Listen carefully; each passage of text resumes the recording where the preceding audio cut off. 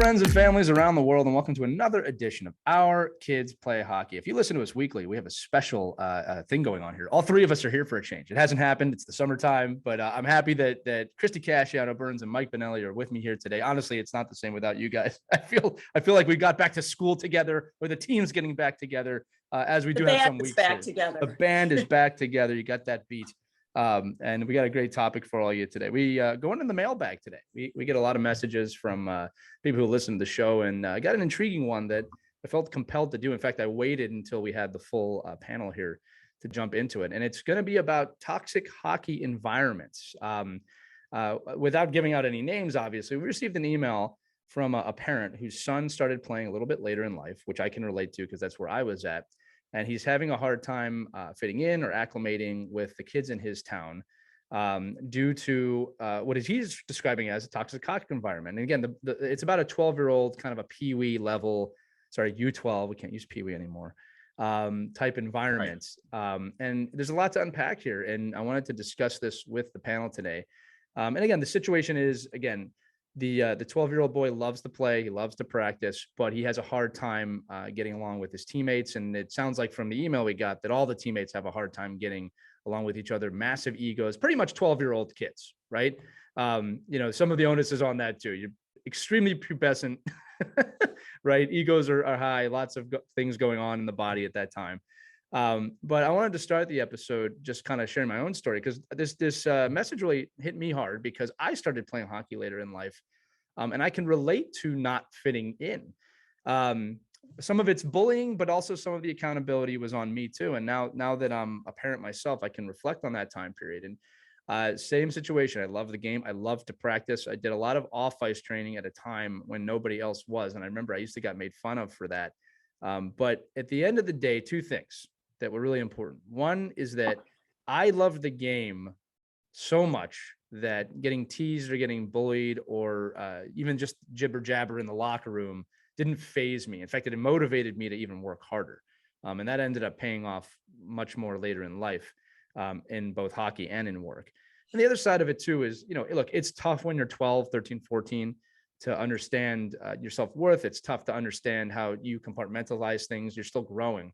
And maybe I did let some of that stuff in a little bit too much and affect me too much, because the accountability really is on me as a person to not put my self-worth on what other people tell me. And I had two great parents at home that were really supportive of me, and I always felt loved at home. We've talked about that a lot, and they were really aware of how I was feeling. But again, that's me, right? And my journey was like that. I've said this on the show many times. I never played on the same team twice until I got to college, because I was both excelling so fast and I was just being moved around. We didn't know what we were doing. And there were some drawbacks to that too. I didn't really have a lot of friends in the space. But again, I want to bring in obviously my two great friends, Mike Benelli and Christy Casciano Burns, on this topic, because they've been through it. Mike coaches at that level a lot, and I'm just kind of at the beginning, as we all know. But Christy, let me throw it to you, because I know, again, your daughter, NCAA hockey player, and you said you had a lot of great experiences growing up, but bullying is not limited to just one age group, right? No. And I can relate a little bit with my son. Started late in hockey. He didn't start skating and trying out for hockey until he was 8, which in the hockey circles is late in life. Right. Kids were literally skating circles around him. We were very fortunate that the coach had a very welcoming environment, no matter what level you played or where you were at. He always made Joey feel a part of the team. And Joey took it upon himself to want to get better, very similar to you. It just motivated him. Right. When the kids were faster and better, he wanted to play up to their level. So it was good for him, because he adapted, and he saw that he had this potential in him to forge ahead when there are challenges, and you kind of take it head on and you do the best you can. I want to bring Mike in on this. I would put a lot on the coaches at this point, fostering that kind of environment and not seeing it. How do you not see that? How do you not see that the kid is not being welcome? And shouldn't you take it upon yourself as a coach to do something about it, whether it be some team bonding, which can get the kids to see this kid that's getting bullied outside of the ice and outside of the pads and off the skates, he's probably good at other things, you know.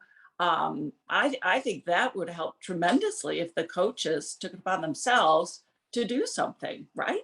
Absolutely. Well, look, this is what I'll say, and Mike, I'll throw it to you in a minute, is that, you know, I know there's a common theme at this age group of, hey, boys will be boys or teens will be teens. And I'm going to be very blunt. That's just not good enough if you're a coach or a leader of an organization. That it might be good enough if you're a parent and you're watching and there's nothing you can do. But for those of you that have the control or the influence, that's not good enough, right? Because teens will be teens, right? And they can be pretty brutal to each other. And Christy, you made a great suggestion. Team building, which is obviously something that I'm very passionate about. It's something that's growing in organizations. It's still kind of in its infancy, is incredibly important. There should be, in my opinion, at least once a week, a team building activity on or off the ice that has nothing to do with skill development or tactics or hockey, right? Just where these kids have to work together. And people go, well, they're making fun of each other, they're doing this. If you do it every week, it starts to have an effect. If you do it once at the beginning. And they build chemistry, which you cannot match that on the ice. You know, when kids get along on the ice and they have chemistry. And that doesn't always happen in the routine drills that you do every week. A lot of it can happen off the ice. Well, I'd say most of it happens off the ice, right? Mm-hmm. I think most of it does. Talent is always a wonderful thing to have. But if you want to build real chemistry and team bonding, it's the off ice, it's the team building, it's the messages, it's the understanding what is accountability, what is endurance, what is teamwork. You know, we just assume that people know what these things mean. And I think that's the problem, is that, you know, and look, for those of you listening right now, there's a great exercise you can do just to prove my point. And you can pause this at each one of those. Try and define the word trust without using trust in the definition. How often have you done that? Define the word accountability right now in your mind. Define the word adversity. If these definitions don't pop in your mind, or better, you take a few minutes to think about them. Think about what that must be like for a 12-year-old who has no idea what's going on with their body, no idea what's going on, you know, and everyone's at each other. It's a dog pit in a lot of ways, right? Instituting these messages, making sure that they hear them every week, not every season, is instrumental. And yes, they are still going to jibber jab at each other, but that's okay, because when they get on the ice, they understand. All right. And again, I'm going to say this again, because in this email, the parent kind of alluded to that, hey, we're doing the best we can. Or we all the parents and the coaches don't like this, but it's still happening. And I have to say this, I don't think people are doing enough if that's the case. If the kids are really still at each other's throat, it's not enough. Right. Mm-hmm. Now, with that said, you're going to run into coaches. Yeah. And you got to have zero tolerance, and the kids need to understand what that means. Zero tolerance of that. If you continue, you're off the team. That's bottom line. Yeah. We don't have enough of that today, Christy. Look, like in all the podcasts I do, which are vast. One of the trends we're seeing is that there's too much pleasing for kids and not enough. I don't want to say punishing, but there's not enough putting the hammer down. Yeah, discipline's the right word. You're absolutely right. We've let that go too much. Mike, let me bring you in too, because again, you deal with this more than us, and I'm the one talking a lot because I've had a coffee this morning. But ladies and gentlemen, I bring to the table Michael Manelli. No, it's just a very hard.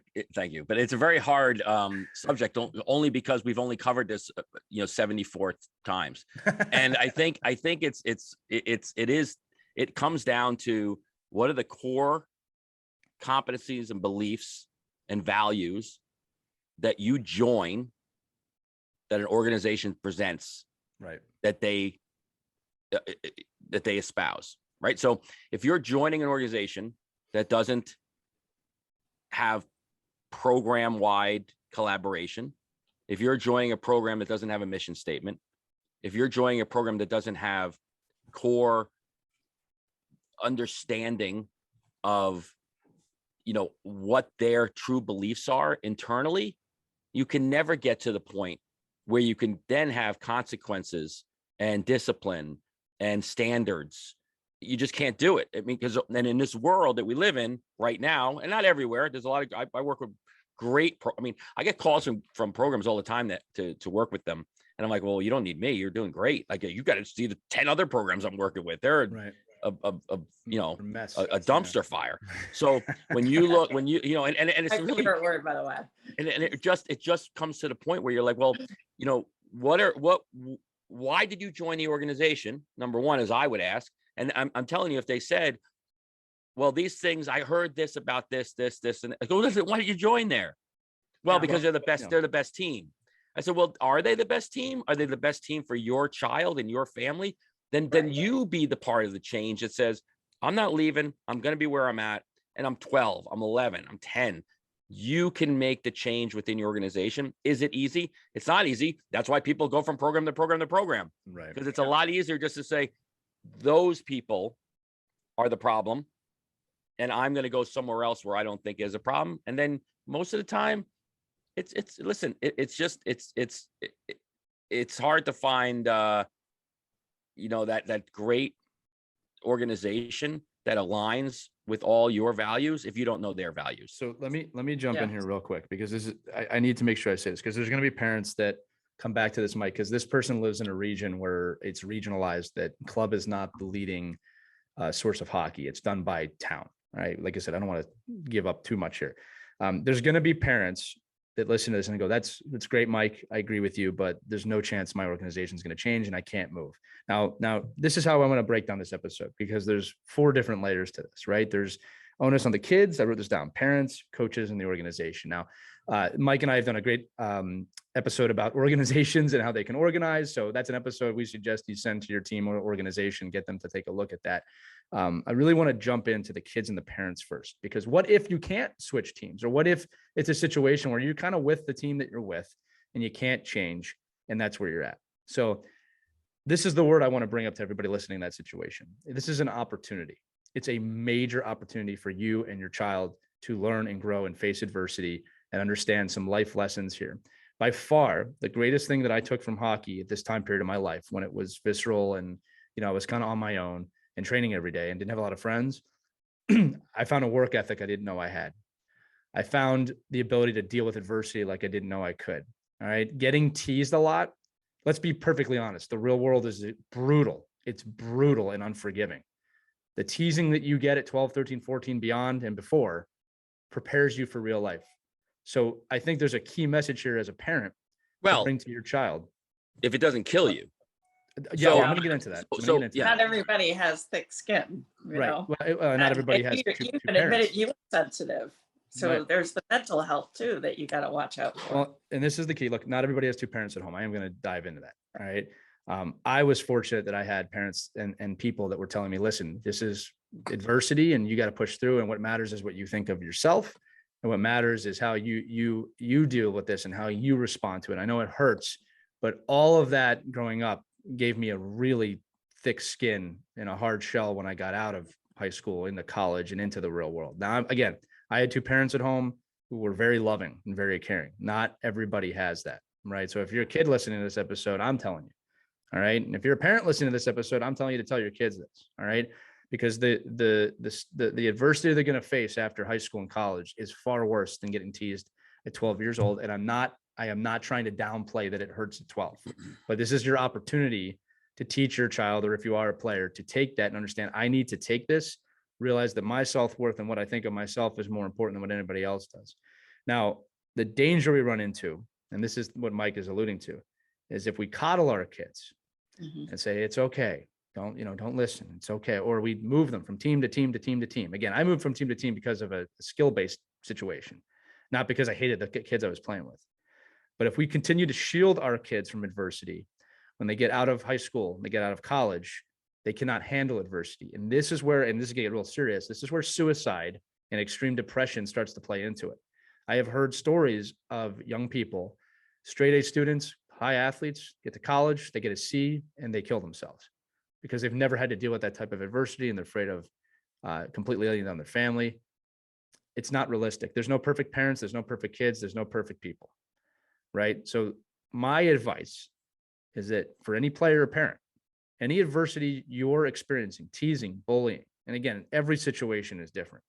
It is an opportunity for you to take that in, to compartmentalize it, understand what you're feeling, why you're feeling that way, and know that you are worth what you think you're worth, not what other people say you're worth. And that, again, in the real world, you're going to face this. Everyone listening to this faces this as an adult, all of us. All right. We just kind of learn how to deal with it after a while. And some of us don't. Messages in your head. So especially, Mike, and I'm going to throw this back to you and Christy here, especially at 12 years old, where you are starting to become a young adult, right? The messages you give your children at this time are life-changing, right?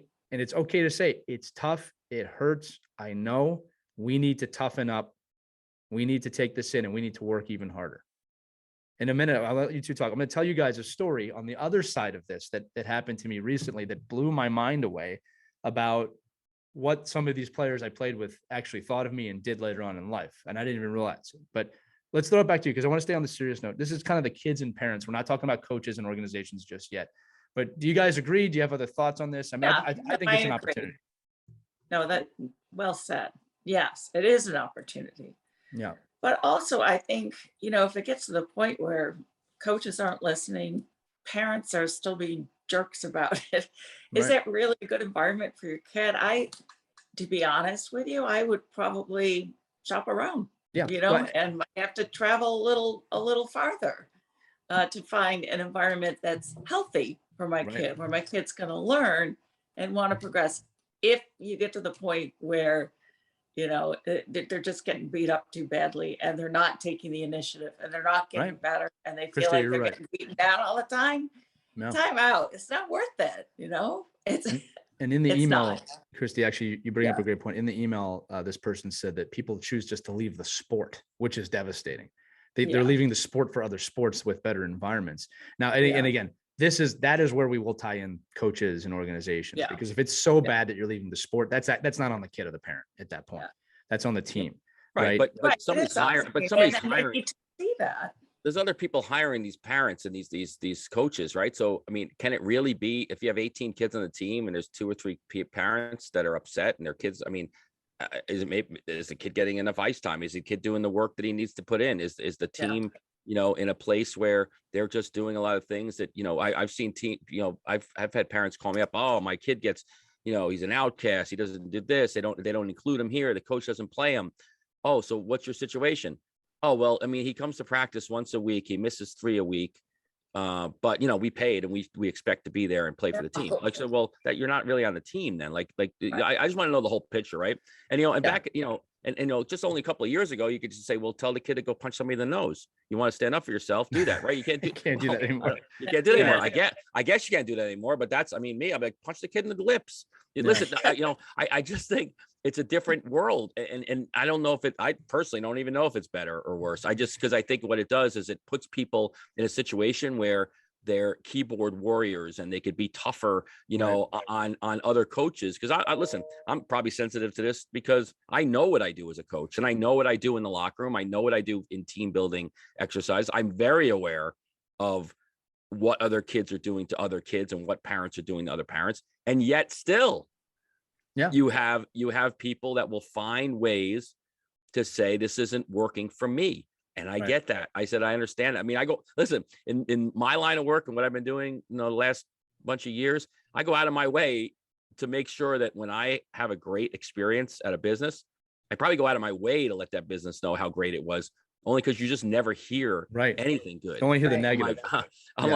like, wow, that was unbelievable. Like I did that event and this person did an unbelievable job. They're like, well, yeah, thank you. But that's just what we do. I go, yeah, but you definitely would hear it if you didn't do a good job. I can tell you that right now. Right. So I think in a lot of these cases, and let's just make believe every region you couldn't move, right? No matter where you're at, every region you join a team, because it is, because in baseball and lacrosse and other sports, it is a Right. fact that if you're from that town, you play on that town's team. So what do you do? What do you do as a parent? What do you do as a kid at 12 years old? Well, there's so many other strategies you can do as a parent, and maybe look and be in perspective a little bit and say, well, am I doing what I can to put my son or daughter in a good cultural situation too? Like, am I including them in, I hate to use the word play dates because I hate that, but am I including them in opportunity to be with their teammates? Am I including them in, am I, does practice end and my kid gets in the car and he goes home and he never speaks to another human being again? You wonder why other families are closer and more connected, because maybe they stay at the park or at the rink or in the Right. parking lot for another 2 hours, building relationships with each other. It's team So we building. don't know that, Yeah. we don't know, where are you doing as a Right. family, the relationship building to make sure that your son or daughter is in the mix. You can't just magically have a mission statement and a cultural workshop and think that 18 families are going to be standing around the fire holding hands singing, Kumbaya. Yeah. kumbaya But and even if they were, they wouldn't all get along. Like that's the truth of that. Right. right. And we listen, we'll accept that on team sports or any activity. Everybody's not going to agree, thank God. But at the same time, what are you doing to foster Right. your relationship with the team? Or are you just, putting the hoodie over your head and leaving the rink? So I just think it's our job as parents too, to make sure It's a that great we're point, Mike. putting our kids in great cultural situations where they can, like, because you the light bulb went off and you said you don't have time to build teams on the ice. You're practicing. Yeah. You're it's not the skill place to do it. developing. Yeah. This is not the time where, hey, you got to support Johnny because he can't catch a pass. Well, Johnny can't catch a pass because he stinks. Right. He doesn't That's fair. practice. I don't like him. I don't want to pass to him. That's what happens to 12-year-old boys. I don't like him. That's why you're not going to pass to him, because you don't like him. Well, why don't you like him? Well, he's never in practice. He comes in late. He leaves early. He's never been to any parties we've ever had. He's never been to the You park with don't us. know him. You don't You don't know know the kid. him. He doesn't Yeah. hang out. And that's our fault as parents. If you're not, that's what teams are. Teams, Right. you talk to any professional athlete, anybody that's played at a high level outside of 12U, high school, prep school, college, pro, number one thing they miss is the locker room. Number one, it's so every far. time, 100%. It's so 100%. far above anything else. They miss the ability to be with that's why people don't quit sports. Right. Because the professionals don't leave when they should, because they Right. love going to the rink and being in the locker room with their teammates. Well, you got to create that with your kids.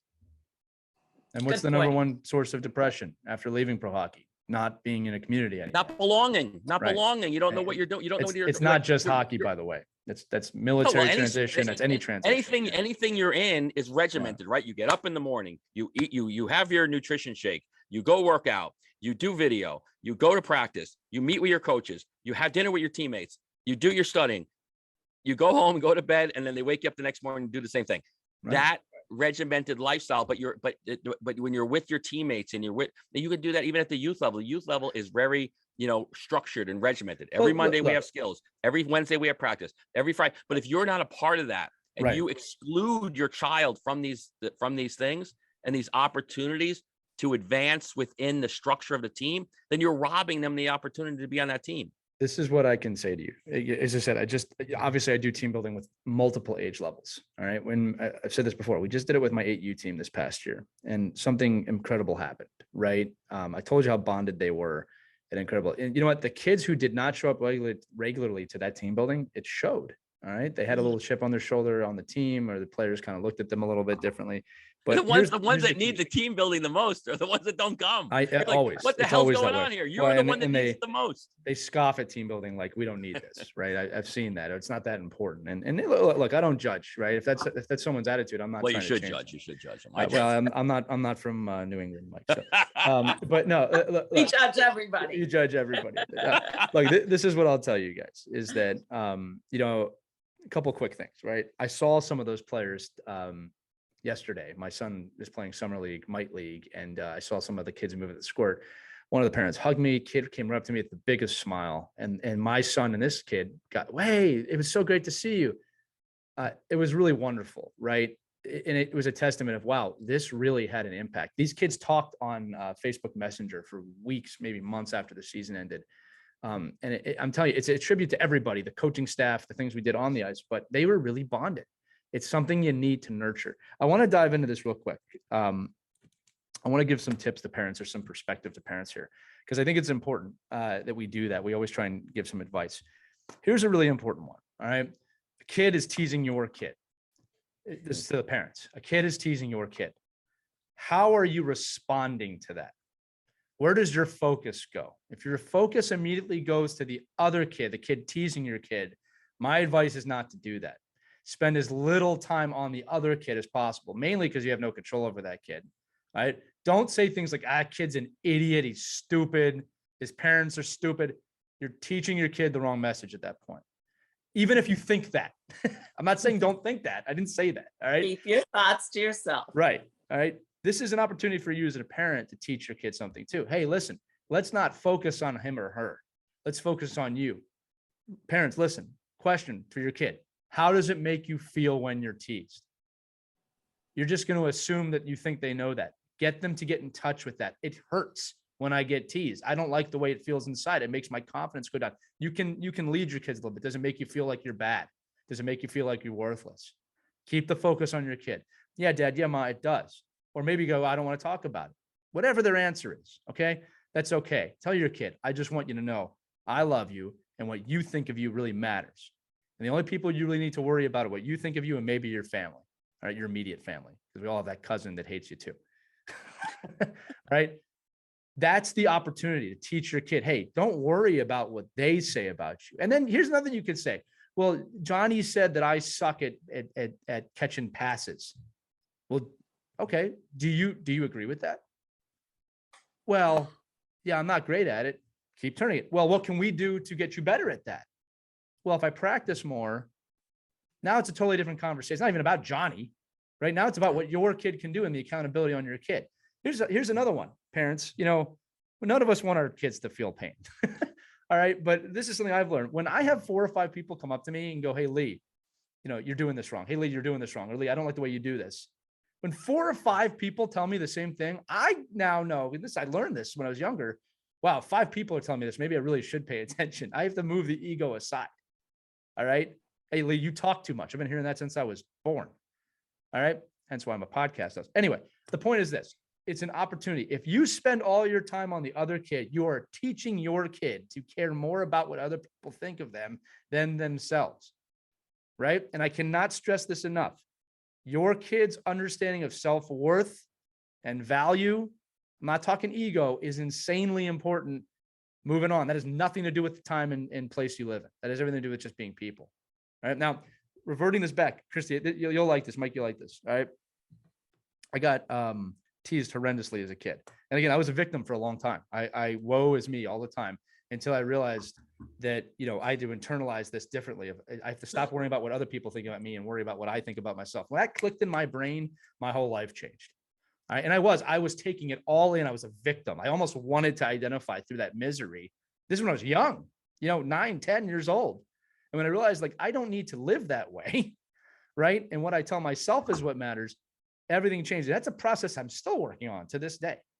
All right. Now, again, I loved the game. I practiced. I was in my garage every night practicing. I had that drive. Okay. Not everybody has that. That's absolutely fine. Number one, if your kid has that drive, I want you to tell your kid to double down, triple down on that drive. That's something special. Not everybody gets a passion in their life. I've got 2. I got hockey, broadcasting, and obviously my family comes first.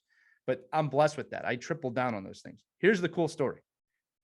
I was speaking with a Bantam team. I'm sorry, a U15, U14 team. I can't give those names. 14U. 14U. Thank you. I'll get them eventually. Right? Someone's going to yell at me. I was speaking to a 14U team. And I played with their coach when we were younger. And he introduced me this way. I had no idea he was going to do this. And I didn't know this. He goes, this guy, Lee, I played with him. And he goes, when we played together, he had all these off-ice training things that no one had because the off-ice training wasn't a thing. He would do these exercises and all these things before games. He'd have these boards. And then he says this, he goes, everyone would make fun of him. Everyone made fun of Lee for doing that. And then he goes, but here's the funny part. He was one of the worst players when he showed up. And by the end of the season, he was the best player on the team. And we were all doing everything that he was doing. Now, I got to say this, that made me feel unbelievably good because I didn't even know they were teasing me, which was kind of funny. That's how focused I was on what I was doing. But the message here was this. I wasn't focused on impressing my teammates. I was focused on becoming the best hockey player I can. I was always nice to everybody. And in turn, they saw the results and started to turn and go, if it's getting him better, I better start doing. Okay. Not every team's going to experience that. And I understand that. But the point was, A, I didn't care what they were thinking. B, is that it improved me so much that they started doing it.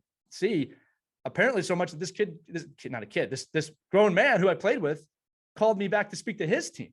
So my point with the story is you never know where this stuff is going to pay off later on. The other thing he said, which was funny, he goes, so this guy taught us two things. One was how to train off the ice. And two, I love Metallica now because of him, because apparently I influenced him that way. It was the 90s. Yeah. And actually Metallica is very popular again now because of Stranger Things, apparently, that show that everybody loves that I haven't seen yet, that our producer Caitlin's nodding her head at right now behind the scenes. Anyway, the point is you're on your path, you're on your journey, focus on you. All right. Know that people are going to tease you. People still tease me to this day. I don't care. Right. I learned that at 12, that my truth, my hockey, my way of doing this is all that matters. I got to stress this one more time. I had two parents that really loved me, and it was really obvious. I always felt safe going home. They didn't focus on the other kids. They focused on me, and not in a soft way. My dad and mom had no problem calling me out when I was being a little extra about things. Jimmy said this and it really hurt me. And, well, get over it. All right. Do you agree with that? Get over it. Yeah. I mean, we've said the same things. Yeah. We've said the same things to our kids. Focus on yourself. Don't worry what those other kids are saying. Get better, right. Work harder, work smarter, figure out what you need to do to improve yourself, and the respect will come, right? Especially if you have a good work ethic. My dad never told me I was good if I was playing bad, ever. If I had a bad game, I was told. Yeah. Right. And it wasn't bullying. You do it too. Of course. I'm sure you were hard on yourself, as my I kids was, were. but I'll tell you what, I used to fight my dad on that a little bit. I was one of those kids, if he's like, you could have done this, but well, this and that, and this and that. And, like I was like that. I remember he used to say, like, I'm just telling you what you can work on. And the thing is, like most things, parents, it took sometimes years for me to kind of have that hit me of like, he's right. I am fighting him on everything. It took years for me to get to some of that, but I'll tell you what, he was really good about, hey, you know what? You need to work on this. Why don't we do a clinic about this? Or why don't we go in the garage? I've told this story on the show many times. I used to want him to tell me to practice. Well, you told me you want me to work on my shot. And he goes, no, you want to work on your shot. And he goes, if you want to do it, I won't have to tell you. You'll just do it. Man, I clicked that day. I never asked again. I just did it. So again, just from a parent-kid point of view or a kid point of view, because I want to move on to coaches too. And obviously, if you guys have other thoughts on this, the message is how you respond as a parent to that adversity is really, really important.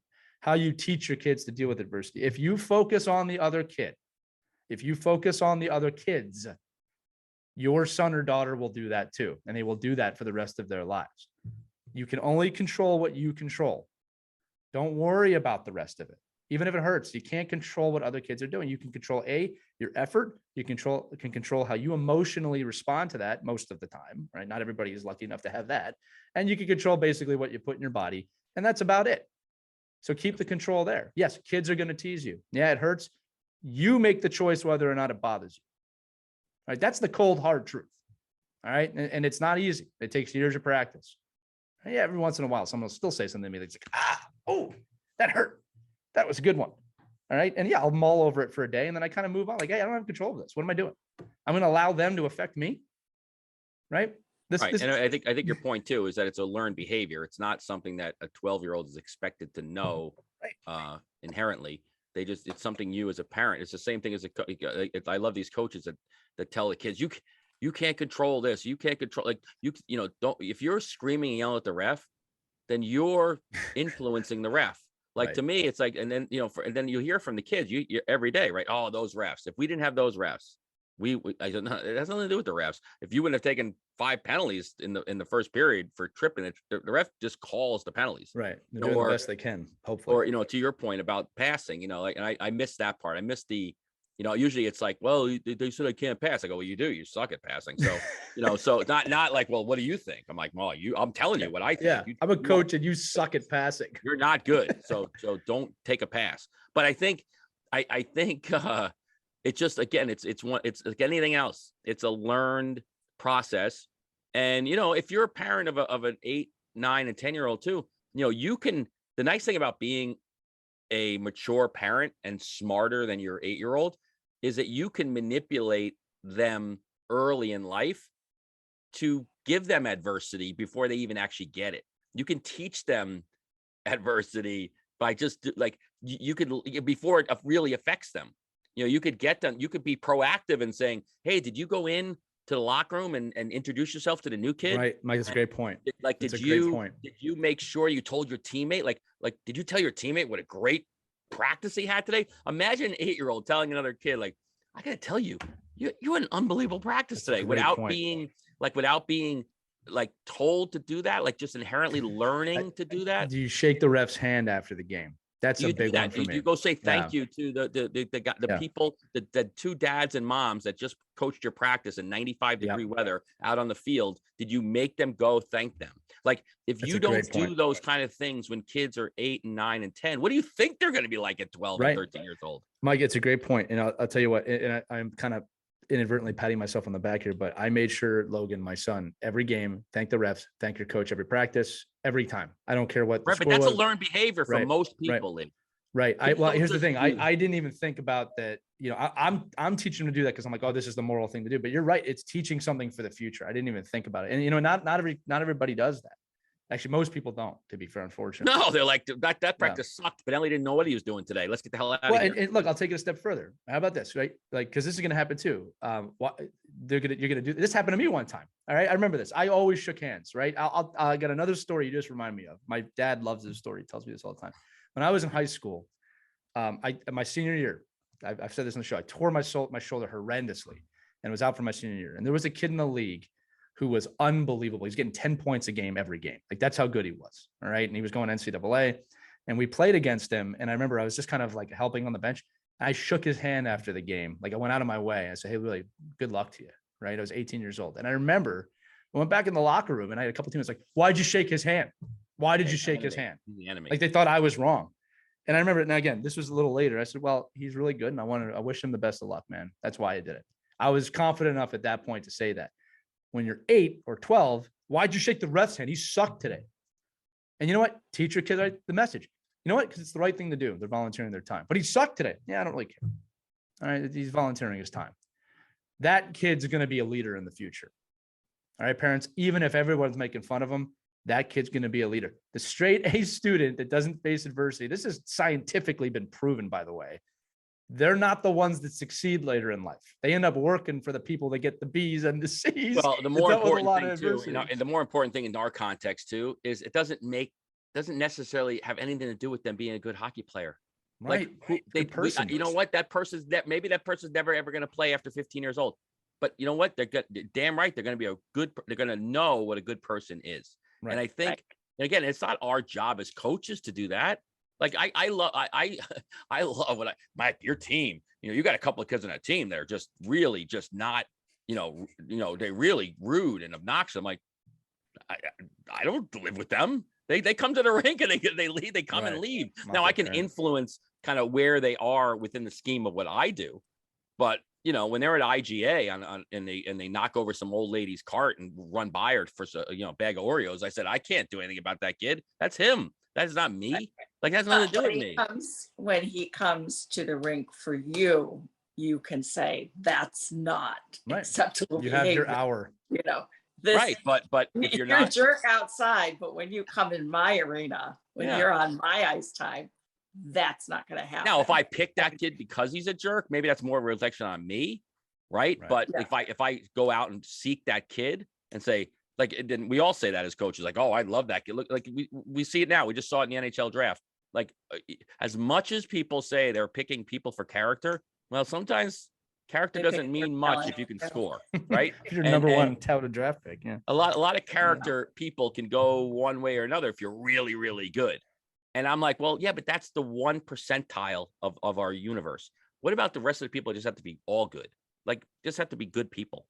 Those are the people that are going to be living, to your point, Lee, in the world that we are living in. Right. Not looking for, not on the ice, ready to carve somebody's eyes out. That's a whole nother level of a human being doing something that they're gladiators, they're robots, they're freaks of nature. What we're trying to do is have people that are in the regular world. It's also their job at the pro level. You know, one of the things in this email, that was said that, you know, this is actually a good thing he brought up. He says, well, everybody on this, every 12-year-old every 12-year-old kid on this team thinks they're going to the NHL. Hey, great. Great. That's good for 12 years old. Okay. We've said this before on the show. you don't have to agree with a kid's dream, but you have to support the right to have a dream. I mean that I viscerally don't like it when coaches or organizations say none of you are really going to the NHL. So don't think I just can't stand it. Don't tell a kid that his dream's not possible. Right? Yes, it is extremely unlikely that that child will go to the NHL. Don't take their ability to dream away from them. Be realistic. Well, you want to make the NHL? You're gonna have to work really hard. You're going to have to be relentless. You're going to have to be a good person. I listen to this great podcast, Our Kids Play Hockey. They say you have to be a good person at that level. You got to care about the game. Use that, parents, as an ability, because your kid's going to have other dreams. You don't want to tell them not to shoot for it. I've seen so many people get out of school, high school, college, and they last 2 years trying to do what they want to do, and then they give up. There's no point. They told me there was no point. All right. I'm so blessed. I'm going to keep going for my dreams. I still have dreams. All right. I'm going for them. All right. But I was taught that. I was supported with that. All right. And no, I don't accomplish all. I didn't make the NHL as a player, but I did make it as an executive. That's not the point. All right. The point is this: don't take that away from your kid. Number one. Number two, if your kids have an ego about making the NHL, manage it. I just said that. Like, you know what I mean? And Mike, you said this too. It's all development. Every league under the NHL is a development league from 12 up. As a person, you're developing people, not just hockey players. I can't stress this enough. All right. The value of youth hockey, the true value is you're creating a better person because they've played sport. It's not just limited to hockey. And should your child be gifted with talent that is beyond belief or an effort level that's beyond belief, nurture it. It's a wonderful thing, but not everyone's going to have that. So if the other kids on the team think they're going to the NHL, that's great for them. All right. If it gives them an ego, they're 12. All right. What does your kid control within that situation? That's really what's important. You know, another thing too, let's just talk about this from a societal level. Shane Wright was not picked first overall. He went 4th overall to the Kraken. I was astonished at how the media, for those of you who didn't watch the NHL draft, this guy was supposed to be picked, using quotations, number 1. He dropped to 4th. And when he was put on stage, he kind of stared out in the crowd, kind of with a menacing stare. And I was blown away. The media goes, he's staring at the Montreal Canadiens for not taking him number 1. He's a villain. How quick we were to turn this kid into a villain because he looked into the crowd with what I can just probably guess is just his resting face, right? And they turned it into this big evil, he's staring down Montreal. And I'm thinking to myself, this kid has just been drafted. He has no idea where he is right now. And obviously he came out later and said, I wasn't looking at anyone. I just got drafted. You know, he went from first to, I was amazed how quickly we had to turn someone into a villain. That's the society we're living in, right? They wanted it to be controversial for no reason, right?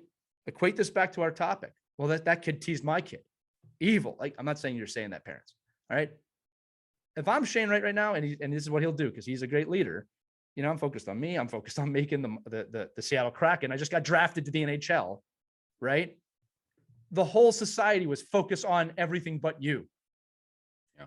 We can't keep doing this, right? Your goal, and I'm going to merge this into coaches real quick. Your goal as a coach, for the time that you have, Mike, you made a great point. The time that you have with these kids, bring them together. Take the extra 20 minutes. And yes, the parents are going to fight you on this at the beginning of the season. No, it is mandatory 20 minutes, unless you have to be somewhere else and you got to prove it. We're going to do team building for 20 minutes. That 20 minutes will set your kids up for 20 years if you do it right. I will say that, and I believe that. All right. I'm a product of that. I try and produce that. And I'll tell you what, this past season, when a few of the players said my favorite part of the season was the team building, that takes nothing away from the games and the coaching staff, that touched my heart. When I see the kids I coached last year and they know me, I'm not someone they're running away from because they're young. Like, I don't want to see that. They come up to me, they hug me. That's worth all of it. Right. And again, no, a 12-year-old is probably not going to hug you. It's okay. It's okay. It's all part of life. All right. I'm getting on a soapbox now, but I do want to just, before we end the episode, talk about coaches. Okay. Whether you were a volunteer first-year coach or a triple star, all-star, select, 5-tier superstar, superhuman coach like Mike Benelli, if you're in anywhere in that range, Mike is a fantastic coach. I tease you. But, all right. This is your opportunity to mold these kids. I don't care if you were tapped on to volunteer. It's your responsibility as a coach to mold the kids. That's part of the job, right? And if you don't know how to do it, there are books about this. Take the extra 20 minutes a night just to read about it. I promise you it'll be fulfilling, but do not come home, coaches or parents, and say, well, we're all doing everything we can. Because I'll tell you what, I do everything I can. It's still not enough. I really do. And find people within your organization that want to embrace that and delegate it too, if you need to. Like, if you're just not that person, and like, listen, I want to do this, because 95% of us are getting out of our car, jumping on the ice, and teaching our kids. We don't have all day to look at team building exercises. Right. And You're right. like, if I, and most of the time I get to the rink and I'm dealing with putting this fire out, wondering what rink I'm on, wondering where the pucks are, wondering how the cones. So then just delegate it out. Make Right. sure you have a mission and a goal to get a parent, somebody else, assistant coach. If it's you, great, then delegate the other duties out. But just know that this is a really important piece of, I think, all of us in our sport world, right? Whatever sport you're in, has to look that everything, there's so much more that goes on outside the lines of the actual playing. And if you can, so I went to a coaching conference this past weekend, and every NHL coach that spoke, not one talked about how great their X's and O's were. Everyone, to every single coach, there had to be 15 different NHL coaches speaking, that talked about your ability to connect with the player and have a relationship with the player, so that then you could teach what you were trying to teach. And none of, and at the youth sports level, which is crazy to me. And again, I do, I do try to step back from it and try to understand it. Well, I'm immersed in this like every day. Like, to me, it's like second nature, because I just assume, like, why wouldn't you all know this? And they don't know it because you're not living it every day. You're just like, well, isn't the most important thing I do is to go out and have a good practice plan? No, that's gravy.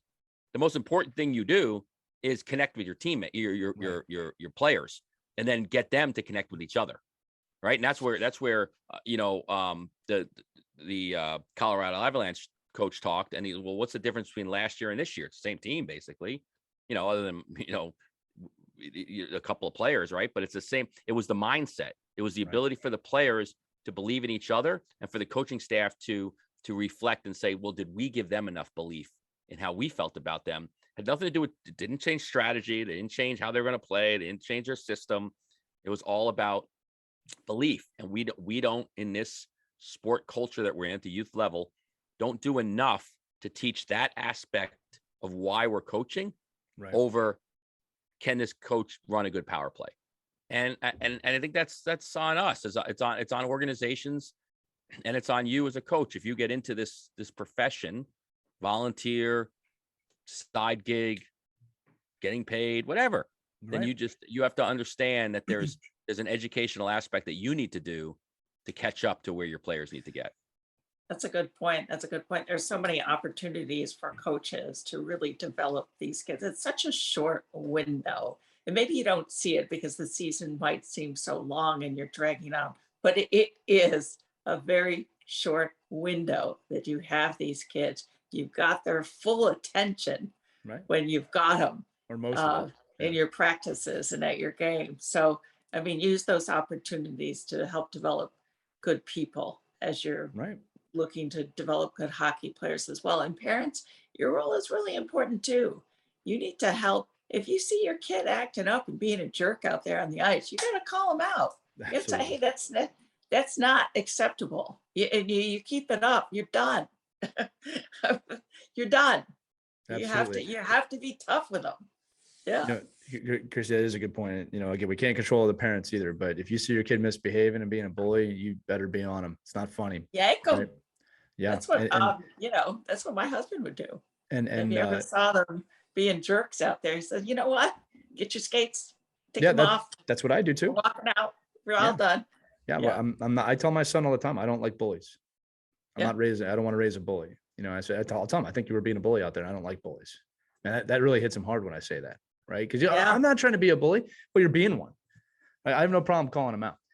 Mike, to your point too, I've heard this about NHL coaches they're soft on their team. I've heard parents say that. Well, 3 of the last 3 Stanley Cups were won by coaches that subscribe to this, and I'm gonna trust them that they know what they're talking about. And it's a lot more than 3, by the way. This goes way back now, like that if coaches caring about their players.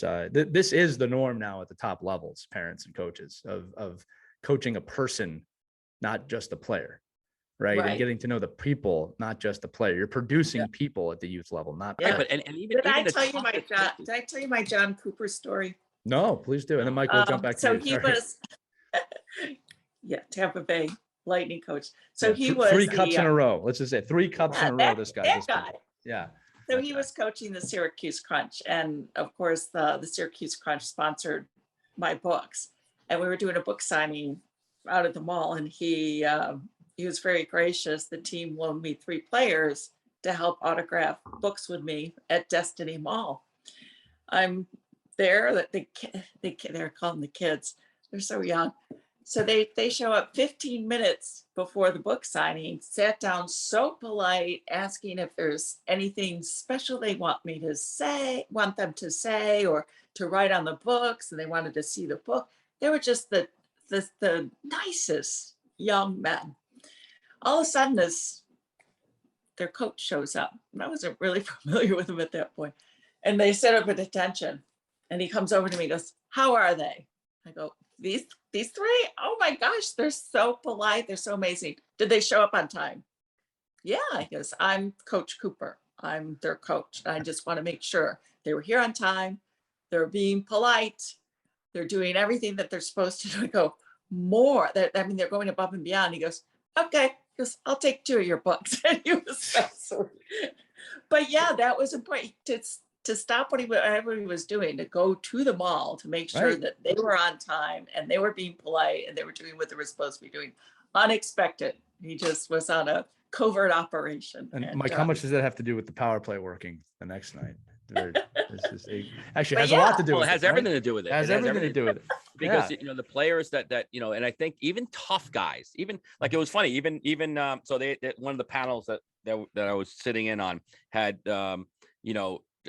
Martin St. Louis and Gerard Gallant, and it was just and just listening to the juxtaposition of, okay, right now you're gonna have like a John Tortorella who's a tough guy. Gerard Gallant would be considered a tough guy, right? He'd be the first guy saying, okay, you guys were soft. You're a bunch of pillows out there. In our world that we're in right now, they're like, whoa, you can't say that to somebody. You're gonna hurt their feelings, or but he's obviously connected in a way where he also knows that he has to pull a player aside, and what players, a lot of those guys will talk about. Trust. What players can I give the heads up? Like, listen, we're gonna be in the video in about 10 minutes.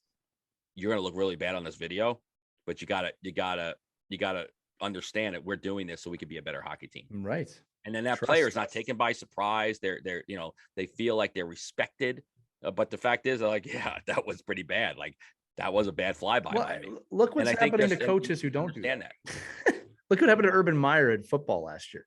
Treated his coaching staff and players horribly. He's out in 1 year. And you don't have to look forward to see this. So like you have to establish trust as a coach with your players. And this goes at any level. This is not just have to be pro.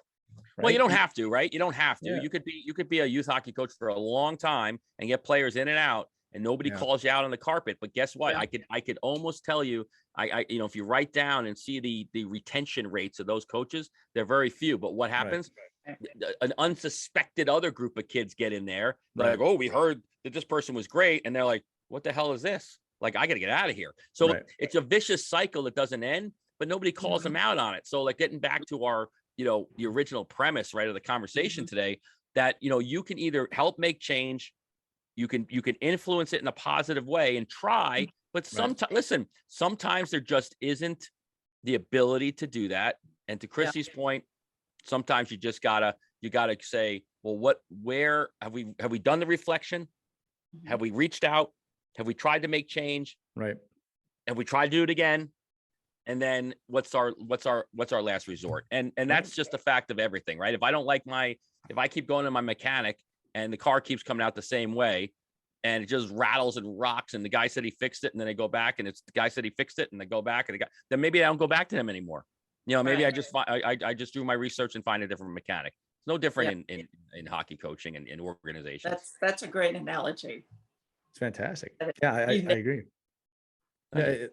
look, One. I'll say my closing piece and I'll throw it back to you too. There's two things I want to say. One is that as parents, when our kids hurt, we hurt.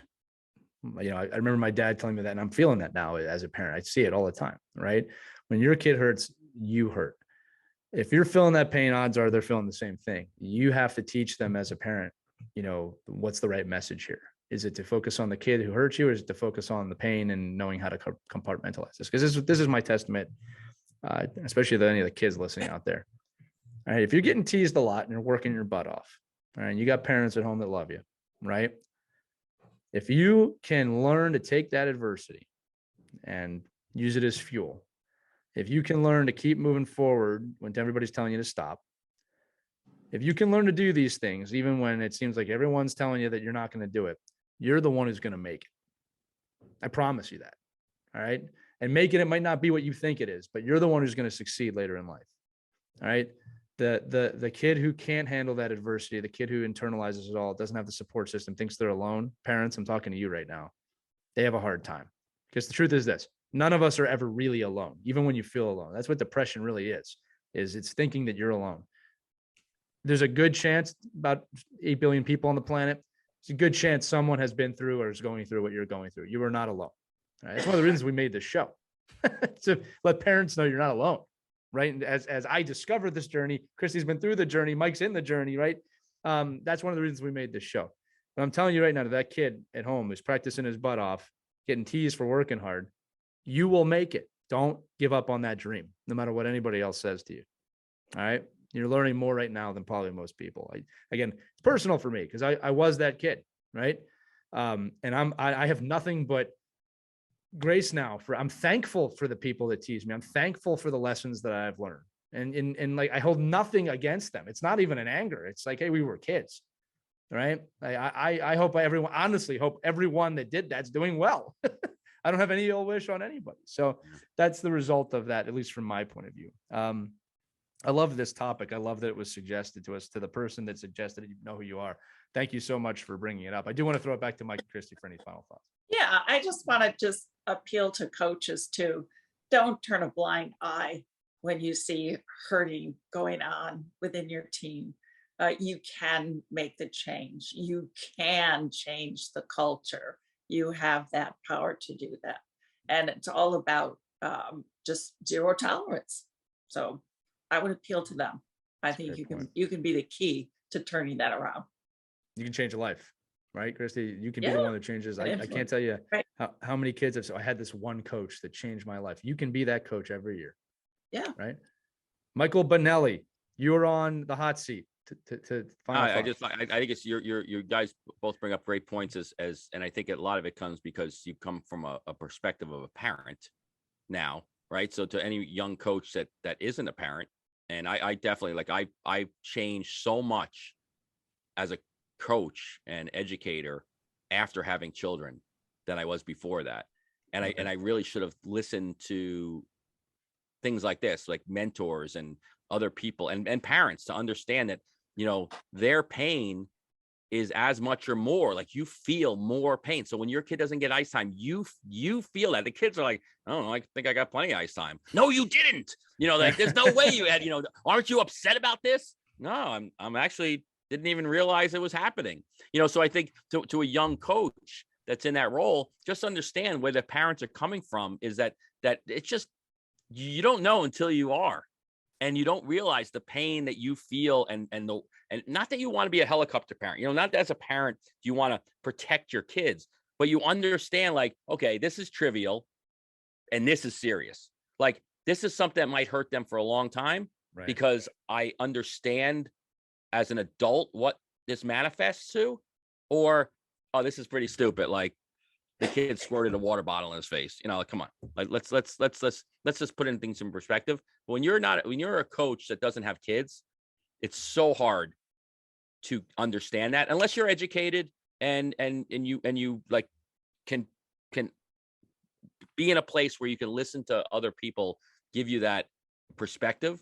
And if you don't agree with their perspective, then you're really going to struggle as a coach. I think you're going to struggle connecting with kids and parents, because you're just not, you know, and I don't want to say, you know, you're just not in their shoes. You're just not in a situation to understand what that level of angst is. And, you know, just try to be a coach that understands that when you're dealing with children and youth sports and, you know, and human beings. It's a fantastic point, Mike. And again, you know, as we close this out, we said this early in the show. Where do I get these information? Where do I get off ice drills? Where do I get information about what they've been talking about today? Email us, team@ourkidsplayhockey.com.